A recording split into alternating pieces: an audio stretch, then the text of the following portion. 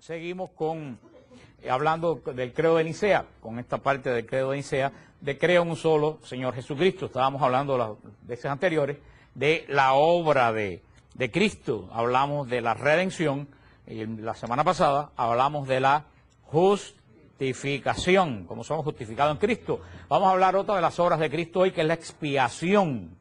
Ya que hablamos de redención, hablamos de justificación, y vamos a hablar de ¿qué? Expiación. Expiación viene de un vocablo hebreo que quiere decir cubrir. O sea que expiar viene de un vocablo hebreo que quiere decir cubrir. Y en este vocablo hebreo que quiere decir cubrir no solamente es tapar, sino que también significa aplacamiento, reconciliación, limpieza. Es lo que quiere decir esta palabra expiación. Quiere decir cubrir, pero cubrir no en el sentido de esconder, sino en el sentido de aplacar, de reconciliar y de purificar. La expiación, en la forma de pensar hebrea del Antiguo Testamento, echaba un velo sobre la misericordia de Dios. Entre el pecador y la vista de Dios era el velo de la misericordia de Dios. En el Antiguo Testamento, la expiación, si ustedes se recuerdan, se hacía, y lo hemos hablado cuando hablamos del Apocalipsis, cuando hablamos de la Pascua Eterna, hablamos que la expiación, el día de la expiación, ¿se acuerdan qué día era en el pueblo hebreo el día de la expiación? El día de Yom Kippur, día, Kippur, expiación. El día de Yom Kippur era el día de la expiación. ¿Y se acuerdan cuál era el culto central de la expiación cuando hablamos de la Pascua Eterna? El sumo sacerdote descargaba los pecados sobre el cordero cargaba los pecados de Israel, el cordero era degollado, el sumo sacerdote recogía la sangre del cordero en un ánfora de plata. ¿Qué hacía? Levantaba el velo del Santo de los Santos. ¿Y a dónde entraba? A la presencia de Dios. ¿Cuál era la presencia de Dios? El arca del pacto. Era lo que en Israel simbolizaba la presencia de Dios.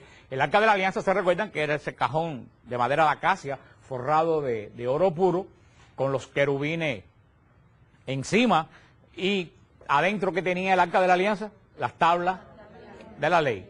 Las tablas de la ley, que era el compromiso, el contrato del pacto de Dios, ¿con quién? Con Israel. ¿Dónde estaba eso? Dentro del arca. Lo que entonces, ¿qué cosa era el pecado? El pecado era una transgresión ¿contra qué? Contra los mandamientos que estaban adentro del arca. Si ustedes tienen un contrato de una casa que se dice que van a pagar todas las mensualidades, y si ustedes dejan incumplir, ustedes están afectando al banco, pero ¿qué están haciendo? Están violando ¿qué cosa? El contrato. Así era en Israel. Dios tenía un contrato con Israel. El primer pacto de Dios con Israel, Dios tenía un contrato. ¿Cuál era el testimonio del contrato? Los 10 mandamientos escritos en las 2 tablas. ¿Dónde estaban? Dentro del arca. Ese era el contrato de Dios con Israel. Cada vez que Israel pecaba ofendía a Dios, pero ¿qué cosa violaba? Los mandamientos que estaban dentro de ¿dónde? Del arca. Volvemos. ¿Qué hace así el día de Yom Kippur? Vuelvo de nuevo. Se cogía un cordero, se descargaba sobre el cordero todos los pecados de Israel. ¿Y qué se hacía con el cordero? Se degollaba. Muerto el cordero, ¿qué morían? Simbólicamente. Acuérdense que San Pablo dice que todo esto es simbólico, en lo que va a ser nosotros en realidad. ¿Qué moría cuando moría el cordero? Los pecados de Israel de ese año. Acuérdense que era de un año. Ahora Yom Kippur viene en septiembre. De un año a otro año morían los pecados porque el cordero había muerto cargando ¿qué cosa? Los pecados. El sumo sacerdote levantaba la cortina. ¿Se recuerdan qué simbolizaba la cortina? La cortina simbolizaba la ira de Dios con Israel. Si ustedes leen el libro del Éxodo, cuando Dios iba a destruir Israel por sus pecados, que Moisés le dijo que no lo destruyera, Dios dijo, yo no lo destruyo, pero no quiero hablar más con Israel porque es un pueblo rebelde. Le dijo, pon una cortina entre yo e Israel. Tú vas a ser mi intermediario, mi voz vas a ser tú y a Aarón. Yo no voy a hablar más directamente con Israel. Eso quiere decir la ira de Dios. Por eso esa cortina significaba la ira de Dios. Dios no quiere hablar con su pueblo. Necesitaba un intermediario. ¿Quién era el intermediario? El sumo sacerdote. Acuérdense, estamos en Israel. El sumo sacerdote levantaba la cortina. Entraba el Santo de los Santos y en el medio estaba el arca. Casi el sumo sacerdote cogía la sangre y la echaba ¿dónde? En la tapa del arca, encima de la tapa del arca, entre los dos querubines. Esa tapa del arca se llamaba la propiciación. Se llamaba la propiciación de la tabla. ¿Por qué? Porque en ese lugar se propiciaba, ¿qué cosa? La reconciliación de Dios, Israel. Fíjense que todo esto tiene una lógica tremenda para poder entender la obra de Cristo de la expiación. El Cordero murió cargando los pecados de Israel. Los pecados de Israel eran transgresiones. ¿Contra qué? Contra los 10 mandamientos que estaban ¿dónde? Dentro del arca. Dentro del arca. El sacerdote cogía la sangre. ¿Qué cosa era la sangre? El testimonio de que el Cordero de verdad se había muerto. Y si el Cordero estaba muerto, que estaba muerto también. ¿Y dónde lo tiraba? Sobre el arca. ¿Qué ustedes creen que hacía la sangre encima del arca? Acuérdense de la cantidad de sangre que puede tener un cordero. Es bastante. ¿Qué ustedes creen que hacía la sangre? No, se chorreaba por todo el arca. O sea, la sangre se ponía entre ¿qué? Entre Israel, que había pecado, ¿y qué cosa? Y los mandamientos que estaban dentro. Cubría el arca. Se ponía entre la ira de Dios y el pueblo de Israel. Y cuando usted va, el sacerdote oraba, el sacerdote salía y ya los pecados de Israel eran perdonados hasta el próximo año. ¿Ustedes entienden eso? Esa era la expiación. Fíjate, la sangre se ponía entre ¿qué?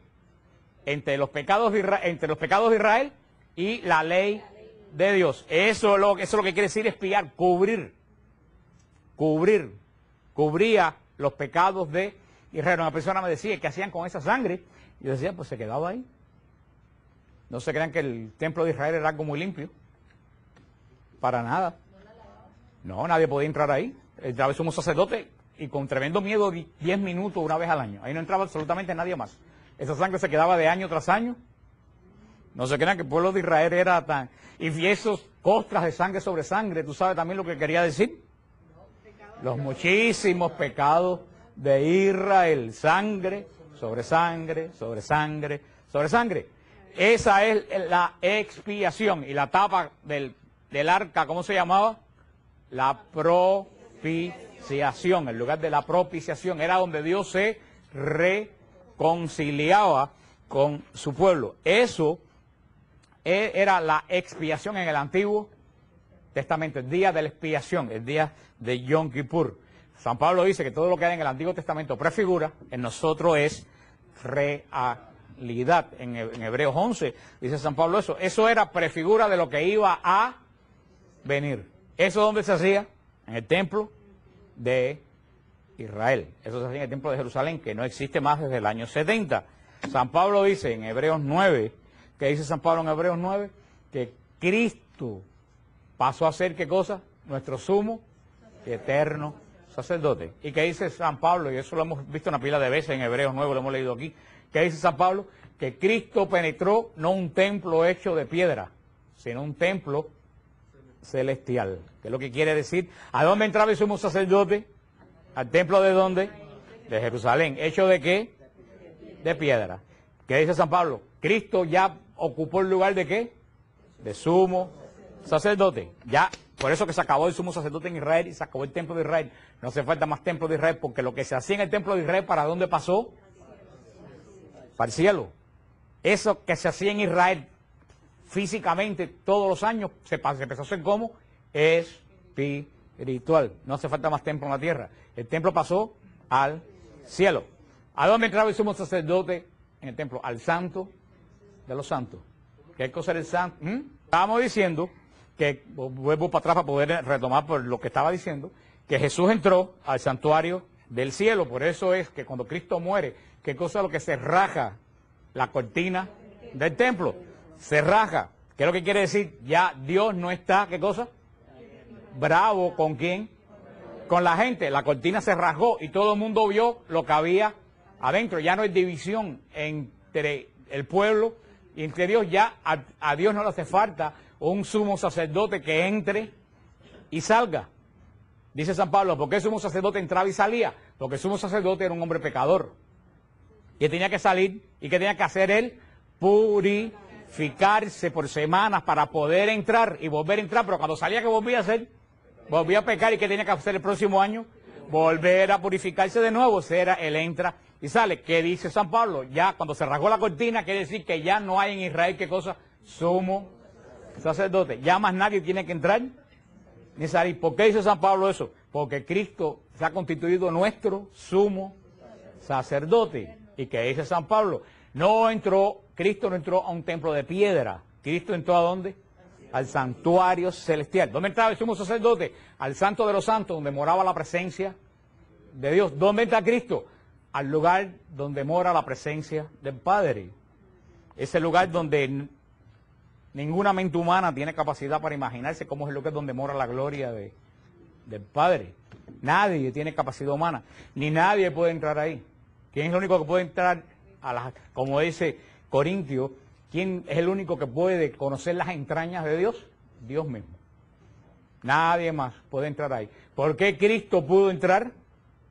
Porque es Dios, verdadero Dios. Pero al mismo tiempo, ¿qué cosa es?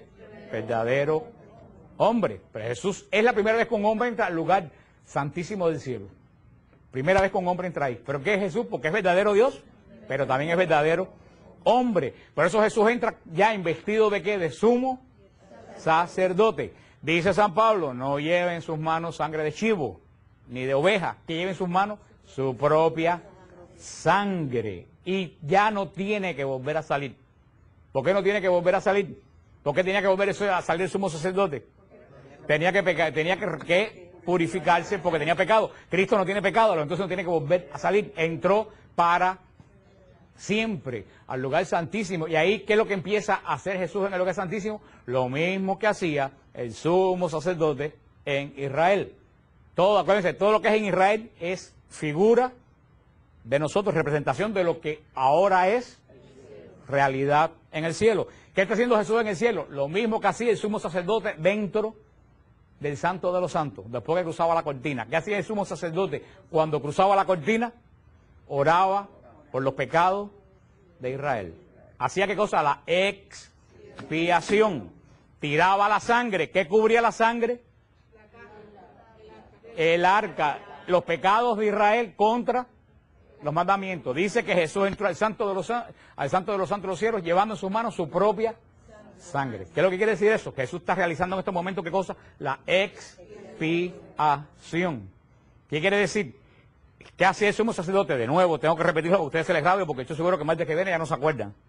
El sumo sacerdote tiraba la sangre. La sangre se ponía entre el mandamiento que había sido roto, la ira de Dios y el pecado del pueblo. ¿Qué está haciendo Jesús ahora? Exactamente lo mismo. Pero ya no con sangre de chivo, que era prefigura. ¿Qué podía aplacar a Dios la sangre de un chivo? Nada. ¿Qué es ahora Jesús que está en el cielo? Con su sangre, que está haciendo la expiación. ¿Qué es lo que quiere decir? Que entre el pecado de nosotros y la ira de Dios, ¿qué cosa está? La sangre de Jesucristo. La sangre de Jesucristo, ¿qué cosa? Nos cubre como la sangre cubría, ¿qué cosa? El arca. ¿Ustedes entienden eso? Eso es lo que está haciendo Jesucristo. Y eso es lo que la iglesia ha resumido en esa hermosa devoción, que es la divina misericordia. Porque eso no es nada más que la divina misericordia. Hay personas que dicen, ¿por qué si hoy en día hay más pecados de los que habían en Israel, Dios no destruye al mundo? Y quiero decirles, si ustedes leen la Biblia, hoy lo que en el mundo se ha quedado chiquito al lado de lo que hacía. Sodoma es un convento de carmelitas descalzas al lado de South Beach y de otros lugares. ¿Por qué ¿Tú sabes por qué no se destruye? Porque entre todo ese pecado y la ira de Dios, ¿qué cosa está? La sangre de Jesucristo. ¿Cómo se llama eso? Expiación. Cubrir. Estamos cubiertos con la sangre de Cristo. Cristo está realizando. Y Cristo, por eso es que la iglesia dice que el sacrificio de Cristo en la cruz no se acabó. Hay hermanos que piensan que Cristo murió en el año 33 y se acabó el asunto. No, ahí no se acabó, ahí comenzó. El sacrificio no se ha acabado. El sacrificio de la cruz todavía está actual. Está actual. ¿Cuándo se acababa la expiación en Israel? Fíjense que ustedes, para poder entender lo que sucede hoy, tienen que entender lo que sucede ¿dónde? En Israel. ¿Cuándo se acababa el sacrificio de expiación de Israel? ¿Cuándo se acababa? Cuando el sumo sacerdote salía de la cortina. En ese momento estaba Israel postrado, temblando, a ver qué es lo que iba a pasar. Cuando salía el sumo sacerdote, de que levantaba la cortina y salía, ¿sabe qué hacía? Sonaba el shofar. Y todo Israel se ponía de pie y empezaba a dar gloria a Dios porque habían sido perdonados y porque la expiación se había acabado. Punto. Cristo entró al santuario celestial. ¿Ha vuelto a salir? No. ¿Qué es lo que quiere decir? Que todo el tiempo está haciendo en el cielo lo que hacía el sumo sacerdote dentro del lugar santísimo. Cristo está realizando la expiación. ¿Cuándo la expiación se va a acabar?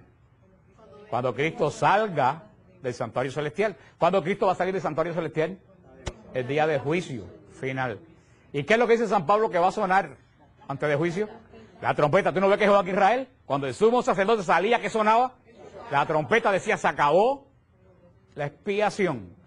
Mientras Cristo está dentro del Santo de los Santos, en el cielo, en la presencia del Padre, está ejerciendo la expiación. Por eso el sacrificio de Jesús no se ha acabado. Porque el sacrificio del Cordero duraba todo el tiempo que el sumo sacerdote estaba ministrando. ¿Con qué? Con la sangre del Cordero. Cristo está ministrando ahora con su sangre. Entonces el sacrificio no se ha acabado. ¿Cuándo se acaba el sacrificio de Cristo? Cuando Él salga, que suene el shofar, como dice San Pablo, el sonido de la trompeta, que no es de la trompeta, es del shofar. Por eso el templo de Israel se derrumbó, no hace falta más templo. Las iglesias le decimos templo, pero las iglesias no son templos. Las iglesias son congregaciones. Iglesia viene de la palabra eclesia, que quiere decir congregación, pueblo convocado. Por eso no hace falta más templo, ni en Jerusalén se derrumbó el templo. El pueblo se congrega. ¿Y para qué se congrega el pueblo? Para participar de qué. ¿De qué participamos nosotros? De la expiación que está realizando en este momento Jesús en el cielo. O sea que el sacrificio de Jesús está vigente. ¿Cómo se une la iglesia al sacrificio vigente de Jesús? A través de la Eucaristía. Por eso la Eucaristía es la renovación, no la repetición, la renovación. ¿De qué? De lo que hace Jesús. La expiación que está haciendo Jesús en el cielo se conecta en el altar, en la Eucaristía, y por eso nosotros participamos del único sacrificio.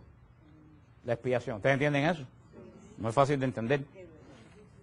Por eso yo le decía el otro día a un hermano, a mí me da mucha pena cuando yo veo que se está entreteniendo a tantos cristianos por ahí, dándole como adoración lo que no es adoración. Mira lo que hicimos esta noche aquí. Lo que hicimos esta noche aquí está muy bonito. Cantamos, alabamos a Dios, levantamos las manos y Dixia nos dio la oración esa que llamó a todo el mundo y no quedó nadie por ser convocado en la oración de Dixia, los santos, los arcángeles, ¿quién es mañana? Santo Domingo, no quedó nadie fuera. Pero tú sabes todo eso, ¿a quién beneficia? A nosotros. ¿Tú crees que eso tú crees que Dios crece en gloria por eso? No. Y además eso que nosotros damos, eso nos beneficia a nosotros, ¿por qué? Porque nosotros estamos manchados, ¿por qué? Por el pecado. O sea que todo lo que estamos ofreciendo es ofrenda impura, por muy bueno que seamos. Por eso yo le decía, todo eso que se hace en muchas iglesias que no son católicas o apostólicas, porque también los ortodoxos y otras iglesias lo tienen, todo lo que se hace, esos cultos que se hacen los domingos es exactamente igual a lo que hacemos nosotros aquí los martes. ¿A quién único beneficia? A la gente que participa. Sin embargo, yo le decía a ese hermano, ¿cuál es lo único que puede agradar a Dios? Ahí, sí, claro, porque ellos oyeron la clase cuando yo la di. Estas son preguntas retóricas que yo me hago, porque ustedes oyeron la clase, pero hay hermanos que no. Hay gente que dice, hay gente, milagro no dijeron porque hay gente muy teológica y no está mal que dice, a Dios satisface que le entregamos nuestros pecados. ¿Ok? Está bien, a Dios le alegra que le entregamos nuestros pecados, pero le alegra en el sentido como un padre que a una hija que regresa y dice, mira papi, salí en estado pero estoy arrepentida. El padre se alegra que la hija vino y tuvo confianza de qué, y se arrepintió, pero ¿cómo viene? Premiar. Nosotros venimos, Padre, toma mi pecado, pero que le estamos dando toda la porquería que nosotros tenemos. Eso tampoco, la alegra a Dios, pero no lo alegra de dar brinco. ¿Qué es? Y no contesta, que esto es una pregunta retórica. ¿Qué es lo único que agrada a Dios? Algo totalmente que sea como Él, algo que sea totalmente puro y santo. Nada que ofrezcamos nosotros puede ser puro y santo. ¿Qué es lo único que le verdaderamente da la gloria a Dios? Cuando a Dios se le ofrece a Dios. ¿En qué momento es eso? La Eucaristía. La Eucaristía no ofrecemos nuestro pecado, no ofrecemos alabanza, no. ¿Qué le ofrecemos a Dios? El cuerpo obediente de su propio Hijo. Es el único culto agradable a Dios. Por eso es el único culto que Jesús deja. Jesús no dijo que viniéramos a la iglesia a predicar. ¿Qué dijo Jesús? ¿A dónde fuéramos predicando? Hasta los confines de la tierra. Vayan y prediquen al mundo entero. Jesús no nos mandó a predicar a la iglesia. Jesús nos mandó, ¿hay algún mandato de Jesús que vengamos a cantar y a alabar a Dios? No hay ningún mandato cultural. La única orden cultural de Jesús es: hagan esto en conmemoración, en memoria mía. Que esa palabra anánesis en griego no es memoria de recordar. La palabra memorial, anánesis en griego, era un sacrificio de comunión del Levítico. El sacrificio de conmemoración que habla el Levítico era un sacrificio que se ofrecía en Israel, donde se ofrecía un cordero, pero el cordero se comía entre el sacerdote que lo ofrecía y la gente que lo ofrecía. Por ejemplo, ahora yo tenía un problema y yo le ofrecí, yo en Israel, yo le decía a Dios, te voy a dar un sacrificio conmemorativo, te voy a ofrecer un cordero. Yo ofrecí el cordero, se lo ofrecía a Dios el sacrificio. ¿Qué pasaba con ese cordero? Se asaba. ¿Quién lo comía? El sacerdote que lo ofreció. ¿Con quién? Con las personas que lo habían ofrecido y los amigos que los invitaban. Todos comían del sacrificio. Ese es el sacrificio de conmemoración, ese es el sacrificio de anánesis. Por eso dice Jesús, hagan esto en conmemoración, en sacrificio de conmemoración. Cuando el sacerdote ofrece el sacrificio, ¿quién come del sacrificio? El sacerdote que lo ofrece, ¿y quién más? Y nosotros que lo ofrecemos. Por eso ahí la palabra anánesis, memorial no quiere decir recuerdo, quiere decir el sacrificio del Levítico, de memorial.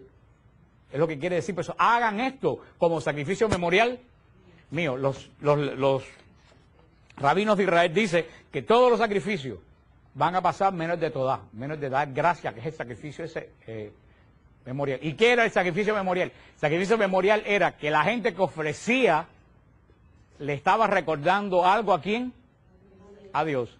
Le ofrecían el cordero, que decían: Dios, acuérdate de tal cosa y por eso te ofrezco, ¿qué cosa? Este cordero.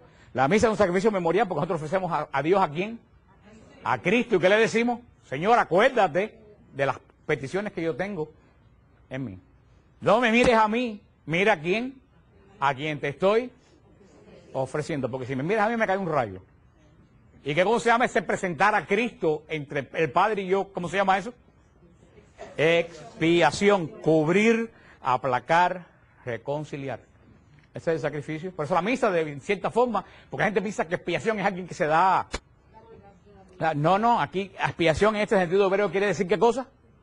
Cubrir, pero cubrir para aplacar, como la madre que a veces que tapa todas las cosas malas que hace el hijo para que el papá no se ponga bravo. Eso es lo que está haciendo Cristo con nosotros. ¿Cómo lo hace? Para darnos una oportunidad más, para salvarnos.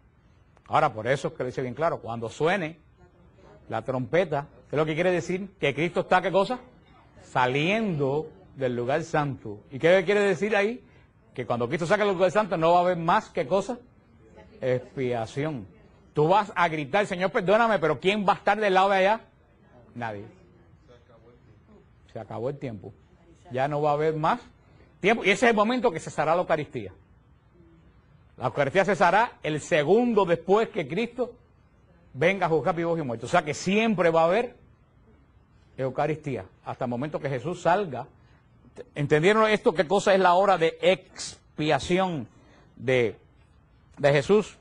Dice el Catecismo de la Iglesia: como por la desobediencia de un solo hombre todos fueron constituidos pecadores, así también por la obediencia de uno solo todos serán constituidos justos. Romanos 5:19.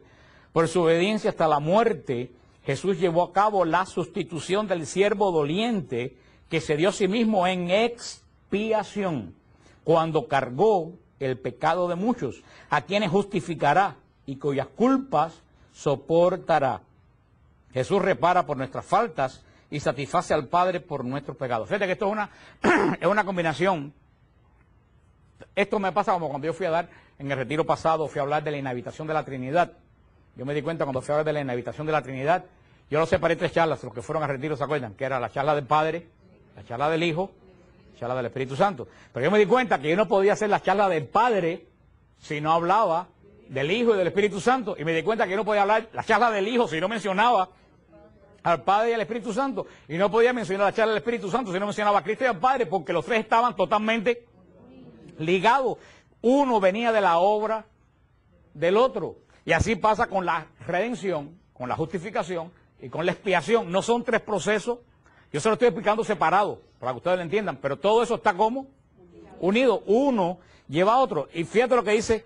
Y es lo que y aquí viene una cosa que yo quiero aclarar, porque parece que no le expliqué mal. Y espero que John y Elizabeth se lo aclaren al Padre Francesco, que lo aclare, porque él me mandó un email aclarándome el punto, y no fue que yo omití eso, sino que yo le dije al Padre Francesco, Padre, es que muchas veces yo hago énfasis en una sola cosa. ¿Por qué? Porque ustedes llevan una secuencia de cosas que han oído ya anteriormente. Cuando el Padre Francesco estaba aquí, yo hice énfasis en que el Padre no llevó a Cristo a la cruz, que fue ¿quién? El demonio. Y el Padre Francesco me aclaró, pero el Padre sí entregó a su Hijo a la muerte. Digo, sí, Padre, el Padre entregó a su Hijo a la muerte, pero yo estaba haciendo énfasis que ese tipo de muerte no la escogió el Padre. Y es lo que yo quiero decir. Por supuesto, y el Padre Francesco me decía, eso es una de las grandes pruebas de amor del Padre. Y eso es lo que dice la Iglesia en el punto 615 del Catecismo. Todos nosotros, ¿qué cosa? Pecamos. ¿Pecamos todo en quién? ¿En quién pecamos todo? No.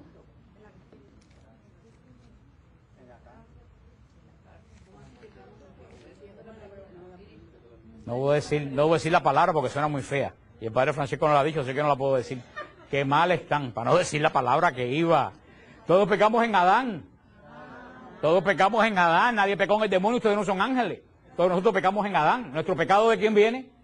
De Adán. Todos pecamos en Adán. O sea, por culpa de un hombre, ¿qué cosa? La humanidad se dañó. ¿Ustedes entienden eso? Por medio de un hombre entró. Nosotros cargamos, ¿qué cosa? El pecado de Adán, que es la falta de gracia que hay en nosotros. Hablamos lo que es el pecado original, que es la falta de gracia con la cual nosotros nacimos fuera de la gracia. Si por un hombre entró el pecado, que dice la Iglesia, y con el pecado, ¿qué cosa entró? La muerte.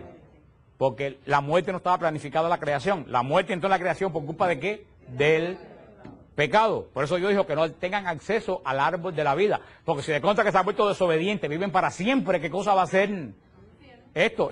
Sí, el infierno va a ser esto aquí, pero eso es el Padre. Si ya se han vuelto desobedientes, mejor que no vivan. Entonces la muerte entró, ¿por qué? Por la desobediencia. Entonces, ¿qué es lo que va a hacer Dios? Dios va a enviar ¿a quién? A su único Hijo, que es el mismo, porque Dios, acuérdense, son 3 personas, pero un solo Dios. O sea que no podemos, eso es un misterio, no podemos pensar en Cristo como un ente aparte del Padre, es un misterio. Es la misma persona, 3 personas distintas, pero un solo Dios verdadero. Dios mandó lo más preciado que él tenía, que qué cosa era su propio Hijo, para que sacara la cara por quién, por nosotros. ¿Y cómo le iba a sacar? Pasando el proceso del lío en el cual nosotros nos metimos. ¿En qué lío nos metimos nosotros? En la muerte, en el pecado de la muerte. Nosotros nos metimos. Entonces, ¿a qué viene Cristo? A sacarnos de ese lío. ¿Y qué es lo que va a hacer Jesús? Vencer los 2 problemas que tenemos nosotros. ¿Cuáles son los 2 problemas? El pecado y la muerte. Pero para vencer la muerte, ¿qué cosa tiene que hacer? Morir. No, tiene que morir. Si no muere, no puede vencer la muerte. ¿Ustedes entienden eso? El Padre, por supuesto, mandó al Hijo a morir. Mandó a librarnos del pecado por su obediencia y a morir. Eso está en el plan de Dios y eso es lo que dice la Iglesia. ¿Cuánto amor tiene el Padre que por salvar a los que la echaron a perder, mandó al que es perfectamente santo? Eso es la prueba más tremenda del amor de Dios, que por nosotros, que no valemos un centavo, mandó lo más preciado que Él tiene. ¿Cuánto ustedes darían el hijo de ustedes por salvar a los terroristas de Irak? Pues eso fue lo que hizo el Padre. Pues eso mismo fue lo que hizo el Padre. Por salvar a gente como nosotros, que no valíamos nada, mandó lo único santo y bueno que Él, y más preciado que Él, tenía en su corazón. Por supuesto que lo mandó a morir. Pero yo lo que le decía, ese es el gran misterio de Dios. Por eso que todo eso viene prefigurado en el Cordero Pascual de Israel, todo eso. Cristo sabía que asumía que venía ¿qué? A ser obediente y a qué? Y a morir. Pero yo lo que le explicaba era que el tipo de muerte tan horrible no la mandó el Padre. La puso en el medio ¿quién? El demonio. ¿Para qué? Para hacer que Cristo desobedeciera. Y le dijera al Padre, no voy a seguir. ¿Ustedes entienden cómo es? Pero por supuesto que la muerte del Hijo estaba en el plan de Dios, porque a eso venía precisamente Jesús. Y por eso lo dice, para esto he venido yo. Claro que lo que le esperaba era muy fuerte, porque Cristo, como el Cordero de Israel, que iba a cargar sobre él los pecados del mundo. Pero fíjate, vuelvo a decir, esto no fue simbólico. Cristo cargó sobre él, no los pecados del mundo, cargó todos los pecados del mundo sobre él, que nunca había conocido qué cosa era pecado. Ahora fíjate, cuando ustedes, que son unos sinvergüenzas igual que yo, pecan, ¿cómo uno se sienta al otro día?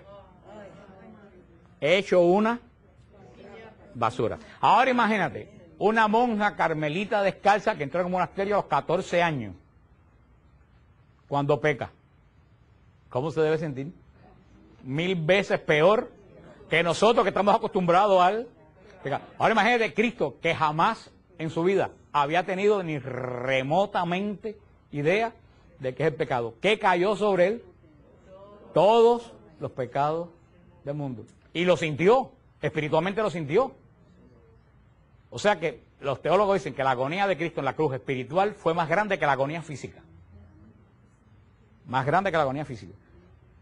Porque que nunca tenía idea de lo que era pecado, estaba sintiendo sobre él todos los pecados del mundo. Una agonía horrible. Por eso fue que llegó el momento que Cristo sintió lo que nosotros sentimos. ¿Qué sintió Cristo cuando lo que nosotros sentimos? Sintió el abandono ¿de quién? Del Padre. Cristo lo sintió. ¿Y por qué lo sintió? Porque el Padre lo abandonó, porque él estaba asumiendo ¿qué cosa? Todo lo que nosotros hacemos y sentimos.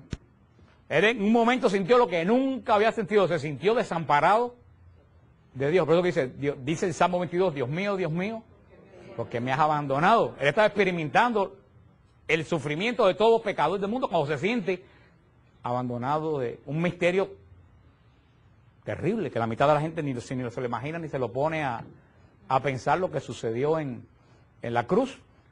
En ese momento que Jesús está cargando todos los pecados, está haciendo ¿qué cosa? Está asumiendo nuestros pecados. Por eso cuando Jesús muere, y muere siendo como perfectamente obediente, porque el diablo le lanzó el último ataque en la cruz, cuando le dijo, bájate con la voz del... Porque el diablo no ataca rojo con tarro pintado, echando humo por las narices, porque sabe que si ataca así nadie le va a hacer caso. Él habla igualito a los que están al lado de nosotros. ¿Quién estaba al lado de Jesús? Otro, crucificado igual que él. El diablo te va a hablar a ti con uno de tu familia, con un compañero de trabajo, con alguien que está igualito que tú. ¿Y qué fue lo que le dijo el diablo por boca de mal? Ahora, hay de quien le presta la boca al diablo. Hay de quien le presta la boca al diablo. Porque muchas veces uno le presta la boca al diablo. ¿Y qué le dijo el mal ladrón? Bájate. Fíjate, todas las tentaciones del diablo comienzan igual. Si eres hijo de Dios. ¿Cómo comenzaron las tentaciones del desierto? Si tú eres, haz que estas piedras. Si tú eres hijo de Dios, bájate desde ahí. Esa fue la última tentación. Jesús sufriendo horriblemente físicamente. Sufriendo horriblemente ¿cómo? Espiritualmente. ¿Y qué le dice el diablo? ¿Para qué estás pasando ese trabajo por una pila de gente que ni lo van a agradecer? Bájate de ahí. ¿Y qué hizo Jesús? Ni lo miró. ¿Cuál fue el pecado de Eva? Que Eva le dijo, no, si eso no es así, mira, tú sabes cómo es la cosa, te la voy a explicar. Y ahí mismo, tú no puedes hablar con el diablo. Jamás tú puedes hablar con el diablo. Tú no puedes intentar convencer al diablo porque nunca lo vas a convencer. Cuando dice, fíjate, el buen ladrón, le dijo, acuérdate de mí. Y era ladrón igual. ¿Y qué le dijo el Señor? Hoy vas a estar conmigo. El del lado de acá le dijo, si eres hijo de Dios, bájate y de paso bájame a mí también. Porque él estaba pensando en quién. En mí, bájame a mí también. Jesús ni lo miró. Quiere decir que el último ataque del diablo pasó desapercibido. Y cuando Cristo dijo, todo se ha cumplido. Quiere decir que hubo un hombre que pudo morir como siendo totalmente obediente a Dios. Y ahí se murió la raíz de nuestro pecado. Y Cristo experimenta lo que todos vamos a experimentar por culpa del pecado. ¿Qué experimenta Cristo? La muerte. Vamos a ver después eso cuando hablemos de descendió a los infiernos. Vamos a verlo después. Cristo experimenta la muerte. Pero porque Él va a vencer al pecado. ¿Al pecado dónde lo va a vencer? En la cruz. Cuando fue totalmente ¿cómo? Obediente. Obediente. Va a vencer, y lo vamos a ver después, va a vencer a la muerte. Pero para vencer a la muerte tiene que morir con la resurrección. Vamos a verlo después el otro día. Cuando vence la muerte con la resurrección. Y va a vencer al demonio cuando desciende a los infiernos. O sea, Cristo vence los tres enemigos que tenía el hombre. El pecado, la muerte y el demonio. La muerte que es la carne, la muerte que es la muerte y el demonio. Cristo los va a vencer por nosotros. Al vencerlo Jesús, ¿nos da a nosotros qué cosa? La capacidad de también nosotros poderlo vencer. ¿Y cómo se llama eso? La salvación. Al Cristo morir, está diciendo, sí, yo lo hice, siendo Dios, tú también lo puedes hacer. O sea, Cristo nos preparó, ¿qué cosa? El camino por el cual nosotros podemos, cayéndonos, levantándonos, pero por donde podemos transitar. Eso es lo que dice la iglesia, que por su obediencia hasta la muerte, Jesús llevó a cabo la sustitución del siervo doliente. O sea, Jesús nos sustituyó. ¿Quiénes debían estar en la cruz? Todos nosotros. Cristo nos sustituyó. Por eso dice el profeta Isaías, Él cargó el castigo que nos trae la paz. Por eso ya el castigo no cae sobre nosotros, porque Cristo, ese castigo que debía haber caído sobre nosotros, ¿cayó dónde? Sobre Cristo. Cayó el castigo que debía haber caído, por eso que a nosotros no nos parte un rayo. Porque ya el rayo se cayó ¿dónde? En la cruz del Calvario. Por eso, eso es la expiación. Cristo asume nuestra naturaleza menos en el pecado, aunque asume las consecuencias del pecado. Por eso que Jesús baja en el bautismo de Juan, que no es el bautismo de la iglesia, por eso que Jesús baja. ¿Dónde baja Jesús? Al río Jordán. ¿Baja entre quiénes? Entre los pecadores. Por eso dice, fue contado entre los pecadores. Porque Jesús no estaba sin pecado, bajó en el tumulto de quiénes? Los pecadores. Todo el mundo dice, mira, el muchacho este de Nazaret también tiene algo de qué arrepentirse. Fue contado entre. O sea, Cristo comienza su ministerio metiéndose ¿dónde? Entre los pecadores. Y de ahí no salió todo su ministerio. Cristo anduvo continuamente entre quiénes? Los pecadores, continuamente. Continuamente anduvo Jesús entre los pecadores. Jesús cargó estos pecados, Jesús cargó también. Jesús, como Dios, experimentó algo que Dios no conocía. Dios lo sabe todo. Pero había tres cosas que Dios no conocía. Dios lo conoce todo. Dios nos creó a su imagen y semejanza. Pero de buena primera, esa imagen y semejanza, ¿cómo se le hizo a Dios? Es desconocida, se le hizo extraña. Dios caminaba con Adán. ¿Qué es lo que quiere decir? Que los dos se conocían. ¿Se conocían? No se conocían. Tú caminas por la tarde a dar la vuelta con alguien que tú no llamas a alguien que baja de una guagua y le dices, va a dar una vuelta por la manzana. Tú sales a caminar a coger fresco con alguien que tú conoces. Dios caminaba con Adán. ¿Qué quiere decir? Que los dos se conocían. Dios miraba a Adán y decía, yo sé hasta lo último que piensa porque este es imagen y semejanza mía. Pero de buena primera, esa imagen y semejanza se le hizo ¿cómo? Extraña. Ya un día fue a caminar con él y ¿qué hizo? La imagen y semejanza se escondió. ¿Qué quiere decir? Ya no eran iguales, se hizo extraño. Entonces esa persona, había algo de Dios que ya Dios no conocía. ¿Qué cosa es lo que conocía? No conocía el pecado, no conocía la muerte. Dios no conocía la muerte porque Dios no muerte. Y Dios no conocía algo también muy importante. Dios no conocía el sufrimiento. Dios no sufre. Dios cuando el hombre sufría, cuando sufrían Samuel y cuando sufrían toda la gente en el Antiguo Testamento, Dios para él ese sufrimiento era, ¿tú sabes cómo? Extraño, desconocido. Dios no sabe lo que es el sufrimiento. Por eso Cristo viene como Dios también, que cosa asume también nuestro sufrimiento. Por eso Dios vuelve a ser, nosotros volvemos a ser como para Dios, conocidos. No volvemos a ser conocidos para Dios, ya tú no eres desconocido para Dios. Cuando tú sufres, ya no está Dios diciendo qué es lo que le pasa a este. Ya si tú estás sufriendo, Dios sabe qué cosa es sufrir y te entiende que antiguamente, en el Antiguo Testamento no podía entender qué había pasado porque lo experimentó en carne propia, voluntariamente. ¿Dónde está la grandeza de Dios? Que ninguna otra religión en el mundo lo tiene. Que nuestro Dios no es un Dios, se hizo extraño a nosotros, pero Él mismo, en vez de mandar a quien arreglarlo, vino Él mismo y lo arregló y nos quiso conocer hasta en qué, hasta en lo último, hasta cargando, hasta en las consecuencias del pecado.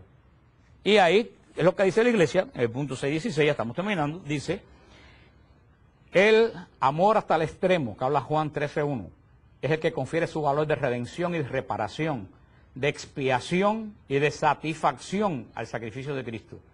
Nos ha conocido y amado a todos en la ofrenda de su vida. Ningún hombre, aunque fuese el más santo, estaba en condiciones de tomar sobre sí los pecados de todos los hombres y ofrecerse en sacrificio por todos. La existencia en Cristo de la persona divina del Hijo, que al mismo tiempo sobrepasa y abraza a todas las personas humanas y que constituye cabeza de toda la humanidad, hace posible su sacrificio redentor. Es lo que yo siempre digo a las personas, cuando los testigos de Jehová que dicen que la Trinidad no existe, yo le digo, la Trinidad existe por una simple y sencilla razón. Si no existe la Trinidad, entonces tenemos que decir que Cristo no es Dios. Y si Cristo no es Dios, ¿quién murió en la cruz? Un hombre, como tú y como yo. ¿Un sacrificio humano puede agradar a Dios? No, si Dios lo condena. Entonces un sacrificio, si Cristo llega a ser un hombre simplemente, el sacrificio de la cruz no hubiera sido nada, válido. Entonces Cristo tiene que ser Dios. Y si Cristo tiene que ser Dios, esa es la razón válida por la cual existe la Santísima Trinidad. 3 personas, no solo. ¿Usted entiende lo que yo le digo? Si Cristo no es Dios, la cruz es un sacrificio humano. Y la religión judía y nuestra religión prohíbe los sacrificios, que es lo que dice la iglesia aquí, en el punto de... Ningún hombre bueno, Moisés, Abraham, hasta José, ninguno podía haber hecho la redención. ¿Por qué? Porque todos estamos mancados, ¿por qué? Por el pecado de Adán. No podía. ¿Se acuerdan? La concupiscencia. No lo hubiera dejado hacer el sacrificio, por eso tiene que venir el único que es perfecto, justo y santo. ¿Quién es el único Dios? ¿Quién tuvo que sacar la cara por nosotros? Dios, el único que lo podía hacer. Es lo que dice la iglesia aquí. Y entonces realiza la satisfacción. ¿Qué cosa es la satisfacción? No decir, ay, qué bueno, ya yo lo hice, sino que satisface a quién? A Dios. Ya hay un hombre que fue como obediente. Entonces, si por la desobediencia de Adán, entró todo lo que entró en el mundo, por la obediencia de Cristo, entró. Y si por una loca, Eva, entró todo el desastre del mundo, por una santa, María, entró la redención y la salvación en el mundo, porque el sí de María es lo opuesto al no de Eva. No de Eva. Por eso que María es imprescindible en el plan de la salvación, porque si una mujer la hizo otra mujer, María sacó la cara por todas las mujeres del mundo. Por eso que el demonio odia profundamente a María. No hay nada más en el mundo que odie el demonio que a María. La odia con rabia. Porque que Dios haya derrotado al demonio, el demonio se enorgullece de eso. Dice, ¿cómo no me va a derrotar? Si peleé con quién, con Dios, vaya. Soy el único que se ha atrevido a qué. Pero lo que el demonio no perdona es que una mujer de 13 años lo haya derrotado. Es un ejemplo de eso, está aquí, en el libro de los Jueces. Dice que había un guerrero muy grande en Israel, no me acuerdo el nombre, ahorita me acuerdo el nombre porque eso no lo iba a decir, pero me vino a la mente ahora, no me acuerdo el nombre, Obededón, no me acuerdo cómo era el nombre de guerrero, ahorita yo me acuerdo que era el guerrero furioso, asaltó Jerusalén y entró triunfante en Jerusalén, derrotó a todos los generales del rey. Y cuando venía entrando a Jerusalén triunfante, una doña que estaba cocinando cogió la piedra de molino, la tiró por el balcón y le rajó la cabeza y lo mató. O sea, ningún general lo pudo vencer. Y esta mujer que estaba cocinando, pasó, mira, viene por ahí. Pero él se quedó medio muerto y le dijo al escudero, saca la espada y mátame, para que no se diga que una mujer me mató. Eso tipifica el demonio.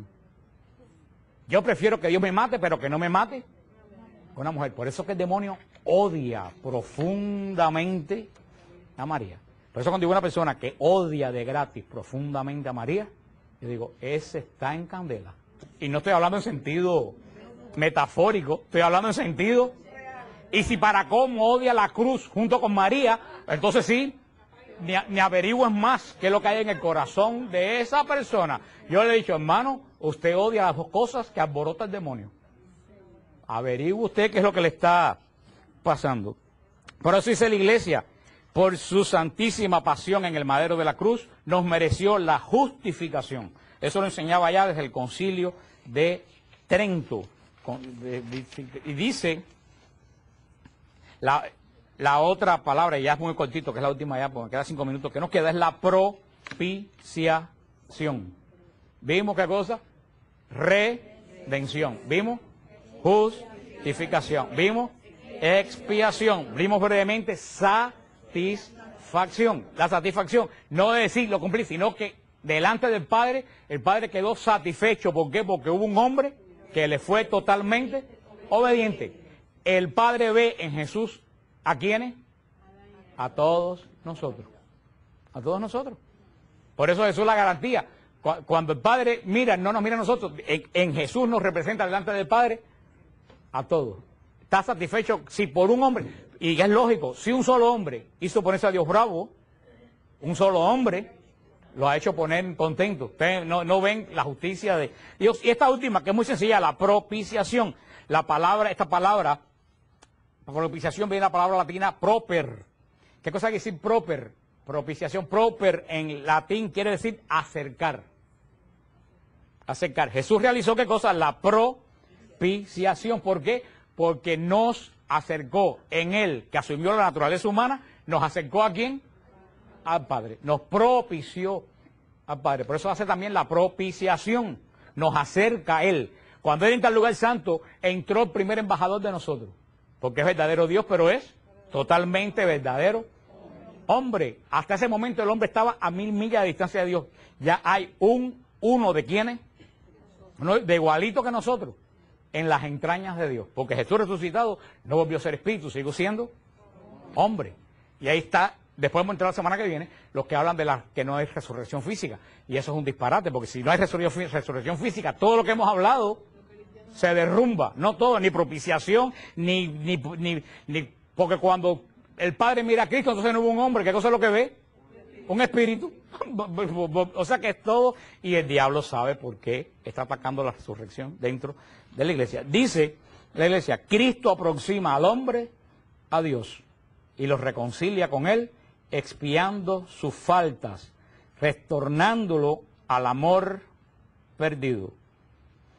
Propiciación quiere decir apaciguar y quiere decir acercar. Por eso la tapa del arca se llamaba ¿cómo? El propiciatorio. Porque cuando la sangre caía ahí se efectuaba el acercamiento de Dios ¿con quién? Con Israel, porque los pecados de Israel habían muerto. Y Dios no puede morar donde hay pecado. Por eso en ese momento que Israel ya estaba sin pecado, Dios se... Ahora viene la noticia del caso. ¿Cuánto duraba eso? Hasta que Israel volvía a pecar, que lo más seguro que era en cuanto salieran del templo. Y ahí tenía que volver a empezar todo el mismísimo proceso que había terminado 10 minutos antes. Ahora el proceso no tiene que empezar porque quien nos representa a nosotros no tiene pecado. Pero eso es un proceso continuo y eterno hasta que Jesús regrese a juzgar vivos y muertos. Y lo veremos cuando hablemos de eso. Pero terminamos de hablar de la obra de Jesús. La obra de Jesús, que no es sencillamente que la gente no sabe, murió en la cruz. No, murió en la cruz. Mira todo lo que sucedió en la obra de la redención, la justificación, la expiación, la satisfacción y la propiciación. Y todo eso sigue porque el sacrificio no se ha terminado. Por eso es que todos somos redimidos, pero no todos somos salvos. ¿Tú tienes claro eso? Todos somos redimidos. Cristo nos vuelve a comprar ¿para quién? Para el Padre como humanidad, pero no somos salvos. ¿Somos qué? Redimidos. ¿Cuándo yo soy salvo? Cuando yo traigo la redención de Cristo a mi vida. Entonces comienza el plan de la salvación, que lo vamos a ver después, pero puede ser una cosa del hombre. Cuidado, todos somos redimidos, pero no todos somos salvos, porque los que rechazan la redención están fuera del plan de Dios. Cuando tú aceptas la redención que Cristo te mereció, tú entonces comienzas el proceso de salvación. Entonces puedo decir, ¿qué es la salvación? Apropiarme ¿de qué? De la redención. La redención, por eso que la gente se confunde, la redención es gratis. ¿Por qué la redención es gratis? Porque ningún hombre la pudo hacer por muchos millones que tú tengas. A mí nunca se me olvidó una vez que una persona se apareció en tiempo de Cristo vivo, que estaba el padre Tardif ahí, y le dijo a una persona que estaba allí que él le daba lo que fuera, una persona con mucho dinero, le daba lo que fuera al padre Tardif, con tal que sanara a un hijo de él. Y el padre Tardif le dijo, ni los millones que tú tienes en el mundo, ni los millones que están en todos los bancos del mundo pueden comprar la sanación que Dios puede dar, porque eso es gratuito y se da por fe.